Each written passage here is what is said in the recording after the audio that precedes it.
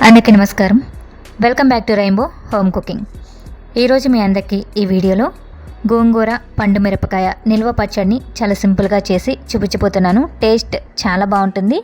దీనికోసం ముందుగా గోంగూరని శుభ్రంగా కడిగి ఫ్యాన్ గాలి కింద కానీ లేదా కొంచెం ఎండలో కానీ ఎండబెట్టుకోవాలి.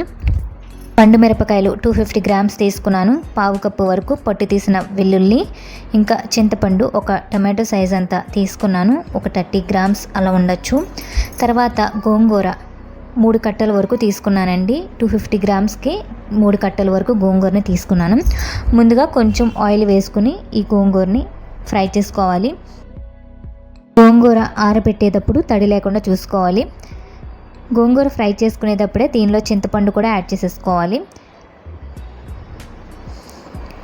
గోంగూర ఇలా ఫ్రై అయిన తర్వాత స్టవ్ ఆఫ్ చేసేసుకోవాలి. స్టవ్ ఆఫ్ చేసుకుని బాగా చల్లారిన తర్వాతే మిక్సీ జార్లో వేసుకోవాలి. ఈలోపు ఒక ప్యాన్ పెట్టుకుని 1 టీ స్పూన్ ఆవాల్ని ఫ్రై చేసుకోవాలి. ఇవి ఫ్రై అయిన తర్వాత ఇంకొక టీ స్పూన్ మెంతుల్ని కూడా ఫ్రై చేసుకోవాలి. కొంచెం కలర్ చేంజ్ అయ్యేంత వరకు కూడా వీటిని ఫ్రై చేసుకోవాలి. ఈ రెండు కూడా బాగా ఫ్రై అయిన తర్వాత బాగా చల్లారిన తర్వాతే మిక్సీ జార్లో వేసుకుని పౌడర్ చేసుకుని ఉంచుకోవాలి. తర్వాత మిక్సీ జార్లో కట్ చేసి పెట్టుకున్న పండు మిరపకాయలు, ఇంకా ఫ్రై చేసి పెట్టుకున్న గోంగూరని, పొట్టి తీసిన వెల్లుల్లి ఒక పావు కప్పు వరకు యాడ్ చేసుకోవాలి.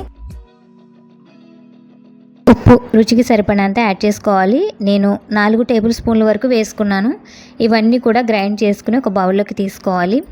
ముందుగా పొడి చేసి పెట్టుకున్న ఆవాలు మెంతులు పొడిని దీనిలో వేసుకుని కలిపేసుకోవాలి. ఇలా రెడీ చేసి పెట్టుకుని మనం ఎప్పుడు కావాలంటే అప్పుడు పోపు రెడీ చేసుకోవచ్చు. నేను తక్కువ క్వాంటిటీలో చేస్తున్నాను కాబట్టి పోపు వేసేసుకుంటున్నాను.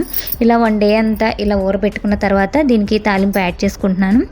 తాలింపు కోసం కొంచెం ఆయిల్ వేసుకుని 1/2 టీ స్పూన్ జీలకర్ర, 1/2 టీ స్పూన్ ఆవాలు, కొన్ని కరివేపాకు, వెల్లుల్లి, ఇంకా ఎండుమిర్చి ఇవన్నీ కూడా ఫ్రై చేసుకోవాలి. ఈ పోపు అంతా బాగా చల్లారిన తర్వాతే మనం పచ్చడిలో వేసుకుని కలుపుకోవాలండి. వేడి మీద వేసుకోకూడదు. ఇలా ఎక్కువ క్వాంటిటీలో చేసుకుంటే మనం కావలసినప్పుడు ఎప్పటికప్పుడు పోపు పెట్టుకుంటేనే ఫ్రెష్గా టేస్ట్ బాగుంటుంది. నేను తక్కువ క్వాంటిటీలో చేస్తున్నాను కాబట్టి ఒక్కసారి వేసేసుకున్నాను. ఇలా మనం రెడీ చేసి పెట్టుకున్న గోంగూర పండు మిరపకాయని మనం 1 ఇయర్ వరకు కూడా ఫ్రిడ్జ్లో పెట్టుకుని నిల్వ పెట్టుకోవచ్చు. బయట కూడా పెట్టుకోవచ్చు, కానీ ఫ్రిడ్జ్లో అయితే ఎక్కువ రోజులు నిల్వ ఉంటుంది. కావలసినప్పుడు మనం తాలింపు యాడ్ చేసుకోవచ్చండి. చూసారు కదా, గోంగూర పండు మిరపకాయ నిల్వ పచ్చడి చాలా సింపుల్గా ఎలా చేసుకోవాలో చేసి చూపించాను కదా. టేస్ట్ చాలా బాగుంటుందండి. మీరు కూడా ఇలా ఒకసారి గోంగూర పండు మిరపకాయ నిల్వ పచ్చడిని ట్రై చేసి చూడండి. Thanks for watching.